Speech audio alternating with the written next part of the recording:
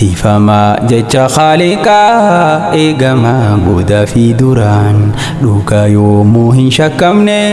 kan qur'aanaati barkaraan akka jaabannu taasisa caallee hamma durii daraan qopheessaa galaa galgalaa yaa markaza nuurul qur'aan akka jaabannu taasisa caallee hamma durii daraan qopheessaa galaa galgalaa yaa markaza nuurul qur'aan tifamaa jecha Khaaliqaa eegamaa booda fi duraan dhugaa yoomuu hin shakkamne kan qur'aanaati barkaraan akka jaabannu taasisa caallee hamma durii daraan qopheessaa galaa galgalaa yaa markaza nuurul qur'aan akka jaabannu taasisa caallee hamma durii daraan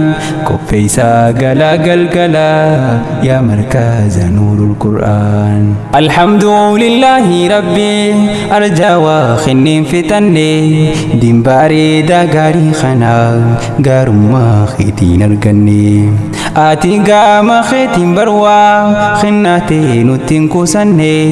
milkii harkaa qabnu dhiifne waan biraa achi millanne qur'aanaa kee kabajamaa ganaa ammalleen hubanne hojii isaarraa duuba'anne hojii isaa ittiin hojjanne yaqiinaa seenaa dhageenye nuti immoo ibbiraa dhabne harka qabii ol nu baasi osoo umriin teenyan dhumne harka qabii ol nu baasi osoo umriin teenyan dhumne jiruun bardiiniin bareeddee barnootaan jiruu tolchita halkanii guyyaa dandeesse qur'aana rabbii raabsita murtii milkii asiifachi rabbiin siif haa muruu firdi gammachuu gaarii arkadhu ustaaz Fahmii Muhammadi gammachuu gaarii arkadhu ustaaz Fahmii Muhammadi tifamaa jecha Khaaliqaa eegamaa booda fi duraan dhugaa yoomuu hin shakkamne kan qur'aanaati barkaraan akka jaabannu taasisa caallee hamma durii daraan qopheessaa galaa galgalaa yaa markaza nuurul qur'aan akka jaabannu taasisa caallee hamma durii daraan qopheessaa galaa galgalaa yaa markaza nuurul qur'aan nam afur qabanne dhufne warra qur'aana khattaman gammachuu qabnaa hirmaadha jechuuf afirraa nu yaaman hundinuu warra barachaa as keessa ture wajjumaan mi'a barnoonni dinqabu dhangaa qur'aana dhandhaman barnoonni hedduu bareedaa jechuun gammachuu nuuf himan guyyaa khaatmii itti gahuun kunoo arra eebbifaman congratulations jannaa isin haa gahu eegalmaan carraa guddaadhaa barachuun jaalatanii jecha rahmaan carraa guddaadhaa barachuun jaalatanii jecha rahmaan tifamaa jecha Khaaliqaa eegamaa booda fi duraan dhugaa yoomuu hin shakkamne kan qur'aanaati barkaraan akka jaabannu taasisa caallee hamma durii daraan qopheessaa galaa galgalaa yaa markaza nuurul qur'aan akka jaabannu taasisa caallee hamma durii daraan qopheessaa galaa galgalaa yaa markaza nuurul qur'aan eeybaa khaatmii arraatanaa barattoota maqaa isaanii akka isaan eebbiftaniif gaariidha isaan baruuni barataa sultaan Ibrahim taanis Rahimaa Amaanii Rahimaa Haji Amaanoo ammas Halimaa Hassanii addaan gargarsi babaasee wal sittiin fakkaatine maqaan hedduu walit dhufa kan isaanii abbaa filmaanii irra deebinee jannaane hundi baaga gammadanii ta'abaaf laffaatii baraa firisii ijaan gartanii ta'abaaf lafaatii baraa fiirisii ijaan gartanii jiruun bardiiniin bareeddee barnootaan jiruu tolchita halkanii guyyaa dandeessee qur'aana rabbii raabsita murtii milkii asiifachi rabbiin siifaa muruu firdii gammachuu gaarii arkadhu ustaz Fahmii Muhammadii gammachuu gaarii arkadhu ustaz Fahmii Muhammadii tiifamaa jecha Khaaliqaa eegamaa goodaa fi duraan dhugaa yoomuu hin shakkamne kan qur'aanaati barkaraan akka jaabaan nu taasisa caallee hamma durii daraan